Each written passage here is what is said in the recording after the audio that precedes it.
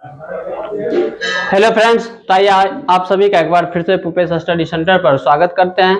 तो फ्रेंड्स, पिछले वीडियो में एक लघु उत्तरीय प्रश्न आप लोगों को सॉल्व करके दिखाए थे। ठीक है, ये दूसरा लघु उत्तरीय प्रश्न है और बताए हैं कि इस चैप्टर से यानी एपी वाला समांतर श्रेणी से मात्र 2 ही लघु उत्तरीय प्रश्न इस बार पूछा हुआ था। ठीक है, ये आखिरी लघु उत्तरीय प्रश्न है।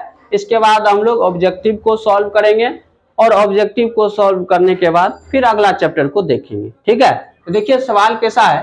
सवाल है कि समांतर श्रेणी 63, 65, 67 और 3, 10, 17 के एनवा पद समान है। यानी यहाँ पर 2 एपी दिया हुआ। ठीक है, अब कह रहा है कि इसके एनवा पद समान है तो एन का मान ज्ञात करें। तो अगर एनवा पद समान है तो एन का मान ज्ञात करना है। एनवा पद का मतलब हुआ कि हो सकता है इसका 7वां पद बराबर हो सकता है इसका 10वां पद बराबर हो। कोई एक पद ऐसा है जो आपस में बराबर है, वही पद आपको निकालना है, यानी एन का मान निकालना है। क्लियर है बात? तो चलिए इसको कैसे सॉल्व करते हैं देखिए। तो जो पहले दिया है उसको पहले लिखते हैं। तो जो कि 2 एपी है इसमें, तो एक एपी का इसका प्रथम पद कैपिटल ए मानते हैं। ठीक है, यानी ए बराबर दिया है ए बराबर 63 हो गया। ठीक है, ये इसका प्रथम पद हो गया। इसका डी निकालेंगे तो कैपिटल डी लेना होगा, क्योंकि 2 एपी है, एक में कैपिटल लेते हैं, एक में स्मॉल ले लेंगे। ठीक है, तो डी बराबर क्या होता है T2 माइनस T1, यानी 65 माइनस 63। तो ये बराबर क्या आएगा 2 होगा। तो ए डी निकल गया पहला एपी का।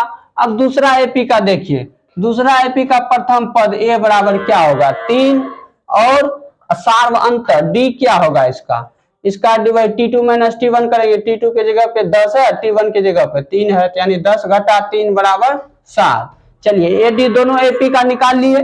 अब चूंकि सवाल में कह दिया है कि एनवा पद समान है, यानी कि इसका एनवा पद ये Tn हो जाएगा और इसका एनवा पद आपस में बराबर है। तो एक का Tn स्मॉल कैपिटल में लिए, एक का स्मॉल में लिए। क्लियर है? ये कहां से? तो ये प्रश्न से, ऐसा प्रश्न में कह दिया है। अब चलिए दोनों के लिए सूत्र लगाइए। एनवा पद के लिए सूत्र होता है a plus n minus 1 into d. अब बराबर इधर भी लगाइए a plus n minus 1 into d. अब मान बैठाइए। देखिए a का मान 63 है, ये 63 plus n minus 1 into d. D का मान देखिए कितना है 2 है। अब बराबर इधर चलिए, ए का मान 3 है, ये हो गया 3 plus n minus 1 into d. D का मान देखिए क्या है 7 है, तो यहाँ पे 7 रखेंगे।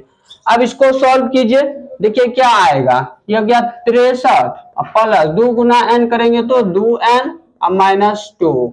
अब बराबर इधर अब गुना करिए, 3 जोड़ 7 गुना एन 7n और माइनस 7। ठीक है, अब देखिए क्या करना है। 63 में 2 चला जाएगा तो 61 बचेगा। ये हो गया 2n प्लस 61 बराबर, चूंकि ये एक समान पद था। यहाँ भी देखिए माइनस 7 में 3 चला जाएगा तो माइनस 4 बचेगा। ये हो गया 7n माइनस 4। अब n वाला को एक जगह लाइए, ये 2n पहले से है और 7n को उठा के इधर लाएंगे तो माइनस हो जाएगा। चलिए इधर माइनस 4, ये प्लस 61 को उधर भेजेंगे तो माइनस 61 हो जाएगा। ठीक है, अब बताइए 7n में 2n चला गया, ये हो गया माइनस 5n। अब बराबर ये जुटेगा तो माइनस 64, 61 4 65। अब n बराबर क्या होगा देखिए, माइनस 65 बट ये गुना में माइनस 5 इधर आके भागा होगा तो माइनस से माइनस कैंसिल। तो n बराबर क्या होगा 13 5 65। n का मान आ गया 13, यही हो गया आंसर। और सवाल में यही कह रहा है ना, इसका nवां पद समान है, यानी 13वां पद जो होगा वो समान है। आप 13वां पद निकाल भी सकते हैं कि इस एपी का जो 13वां पद होगा और इस एपी का जो 13वां पद होगा दोनों आपस में बराबर है।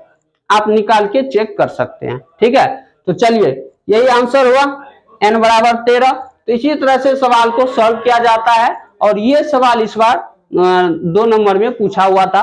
तो इस तरह से समांतर श्रेणी का मात्र 2 ही लघु उत्तरीय प्रश्न था, दोनों सॉल्व करा दिए। अब हम लोग इस चैप्टर का ऑब्जेक्टिव सॉल्व करेंगे, क्योंकि इससे 8 ऑब्जेक्टिव भी है। ठीक है, तो चलिए अब हम मिलते हैं अगली वीडियो में।